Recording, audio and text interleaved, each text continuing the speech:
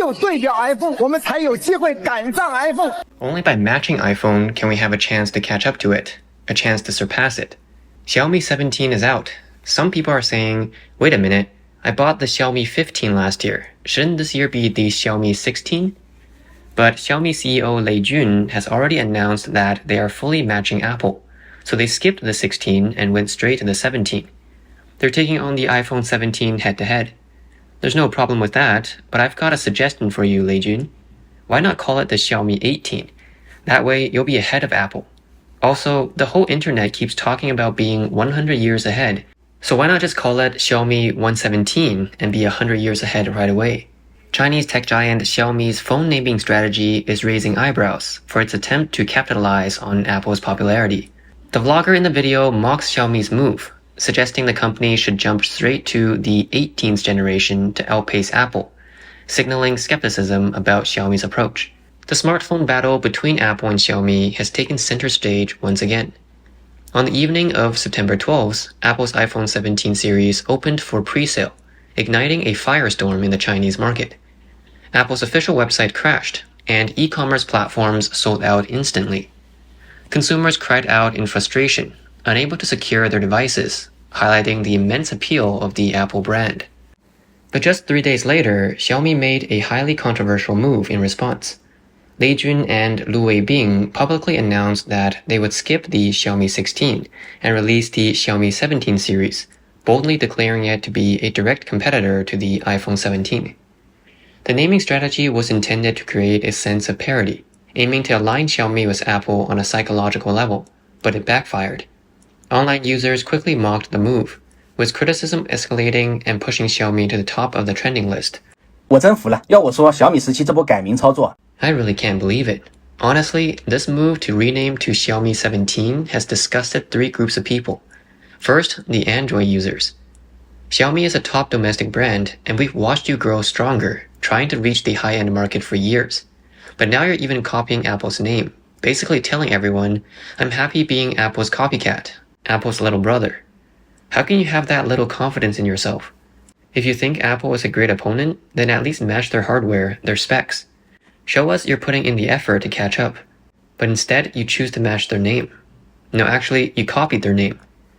The second group is Xiaomi's loyal users. Those who bought the Xiaomi 15 now feel 2 generations behind, and they were hoping for Xiaomi to go head-to-head with Apple at the high end. Instead, you took a step down. How do you think those loyal Xiaomi fans feel right now? It must be tough for them. The third group that's disgusted are iPhone users. You've bought the iPhone 17 Pro, and then Xiaomi releases a lower spec version of the same name?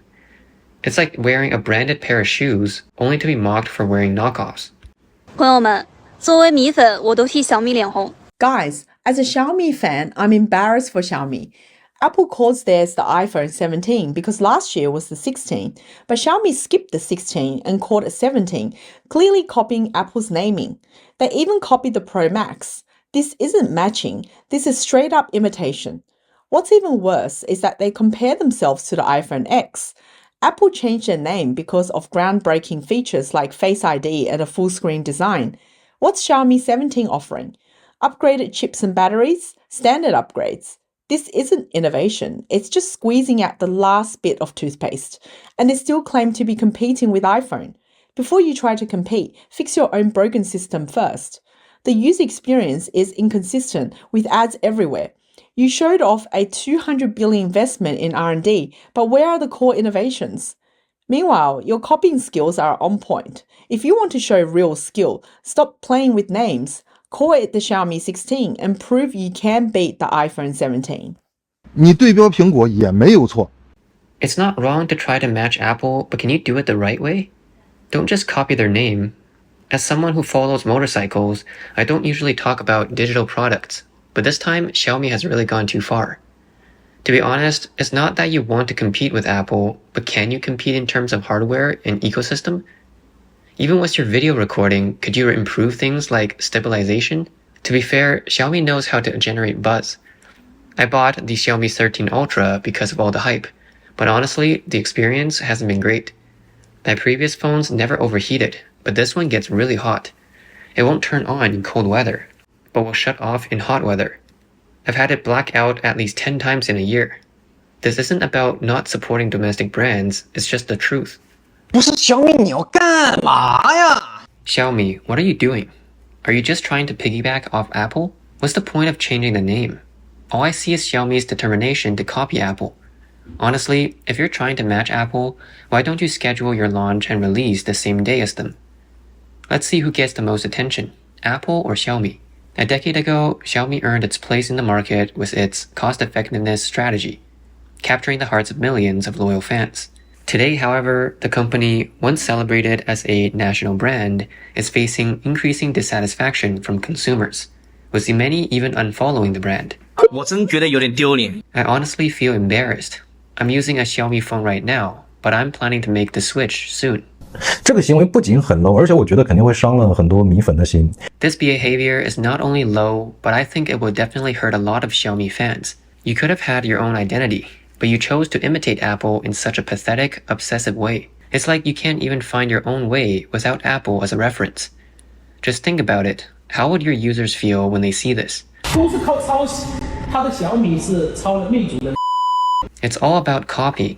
Xiaomi copied Meizu.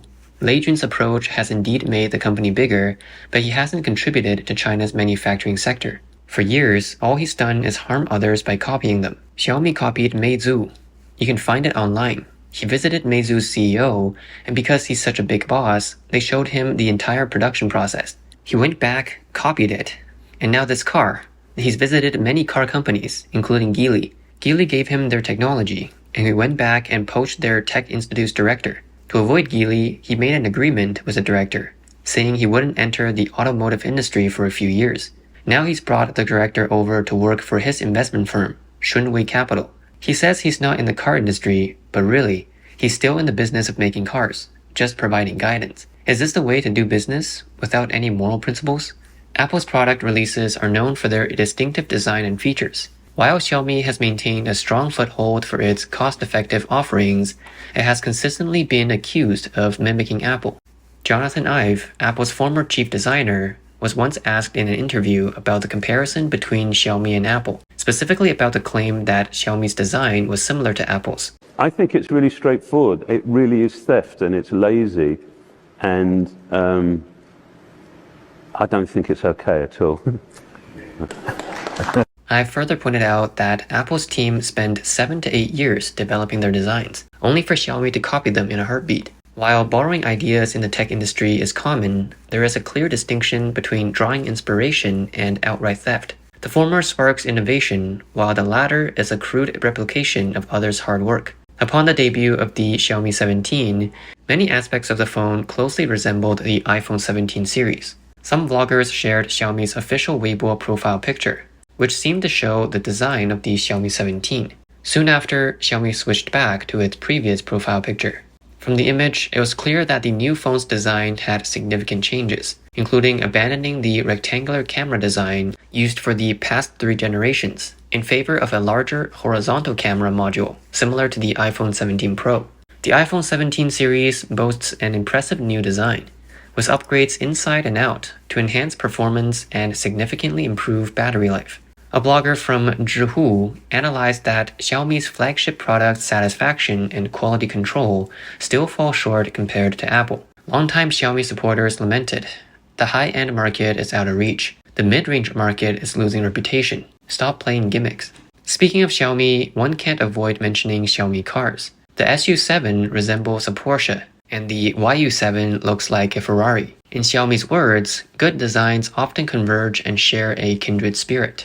Many designers have likely considered directly imitating famous designs, but out of respect, they would avoid outright copying. Instead, they use these designs as references to create something new. Xiaomi, however, has broken this definition and is committed to creating globally convergent design solutions. In March 2024, when Xiaomi unveiled its first car, the SU7, many people immediately thought it resembled a Porsche, particularly the Taycan and Panamera models. The Panamera's design patent was filed in China in 2011, with protection lasting 10 years. This means that in 2021, the patent expired, and the design entered the public domain, allowing anyone to reference and use it without infringement. However, Xiaomi filed its SU7 patent at the end of 2023, just after Porsche's patent expired, and received approval. The timing aligns precisely with the expiration of Porsche's design patent. The SU7's appearance patent was approved, covering the overall vehicle shape, detailed parts, and interior layout, with protection extending 15 years. A commenter joked, "I woke up to find out Porsche is now a copycat, typical of the thief calling out thief." Xiaomi's car quality has often been questioned, and the brand now faces a dual crisis of falling sales and deteriorating reputation. Consumers' calls for action are growing louder, and Xiaomi's image is under serious pressure. The Xiaomi test car controversy has recently resurfaced. On September 15th, a 10-second video went viral on social media, showing the Xiaomi SU7 Ultra, priced at 530,000 yuan, losing control during a high-speed turn, crashing into a barrier. Official reports calmly describe the incident as minor injury to the driver, severe front-end damage. A stark contrast to the video showing carbon fiber parts scattering. This crash highlights the sharp contradictions of the EV era. When the three-motor system can produce 1,548 horsepower, is an average driver capable of controlling such a powerful vehicle? From multiple video angles shared online, it's clear that the SU7 Ultra lost traction in the rear wheels during a high-speed right turn, causing the car to slide about 45 degrees. Despite the driver's attempts to correct the steering, the car still hit the wall at around 80 km per hour. The accident resulted in a deformed hood, completely destroyed left front headlights, and the airbags appear to fail to deploy. Xiaomi's car's speed performance is honestly shocking. At a 100-meter test, the driver pressed the pedal, and suddenly, the car spins 90 degrees like a spinning top. The car turns into a green monster, and before the crowd could even get their phones out, all you hear is a loud crash. The test went from acceleration to a bumper car derby. People are calling it a test of the guardrail's quality, not the car's performance.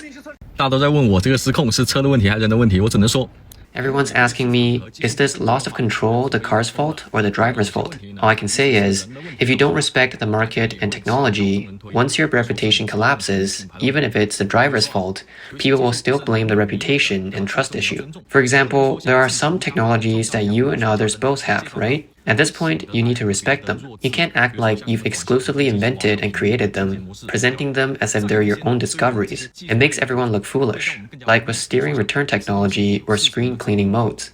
Secondly, for technologies that others have but you don't, we need to show even more respect. For example, Xiaomi's SU7 exterior. After copying it, you can't go apply for a patent for it. It's disrespectful to the original creators. And then there's the fake air ducts that don't even connect to the cooling or aerodynamic systems. You can't market and sell these as real features. And then, when customers want to assert their rights and return the cars, you create obstacles for them. You even try to pressure us, the tech critics, by creating psychological pressure through these online trolls. You know how much pressure I faced from nationalistic online armies? And that's not even the worst part. What's worse is when you change the mechanical door handles to fully hidden ones, making it extremely difficult to open after a crash. That's life-threatening. Thirdly, when it comes to things that neither you nor anyone else has in the industry, we need to not only respect it, but also be extremely careful about it. You can't just make serious claims and talk nonsense. Other products of Xiaomi have also received criticism for their design and workmanship. Xiaomi even copied the car key. Here's Xiaomi's keys, selling for 300 yuan, and here's Porsche's keys, selling for 8,000 yuan. Xiaomi's keys cost 300 because that's all it's worth. Porsche's key cost 8,000 because its value far exceeds that. Let me show you the essence of a century-old car company. On the surface, it is just a key, but it has hidden features. You see, there's a light on top. The purpose of that light is to help the car owner easily find the keyhole when driving. And there's another little detail. It can also be used as a lighter. So when the Porsche owner is smoking, it's very convenient. These are the kinds of details Xiaomi could never replicate. Xiaomi's reputation is in freefall, and the controversy over its naming strategy has only worsened. From system interfaces to product design, Xiaomi's long-standing mimicry of Apple has gradually lost its homage appeal, and is now seen as a lack of originality. Facing public criticism, Xiaomi seems powerless to counter. Lei Jun's declaration of facing the challenge head-on failed to change public perception. As high-end consumers become more rational and their aesthetic standards rise, relying solely on emotional appeal is no longer enough. True breakthroughs may not come from competing with someone, but from creating something no one can ignore.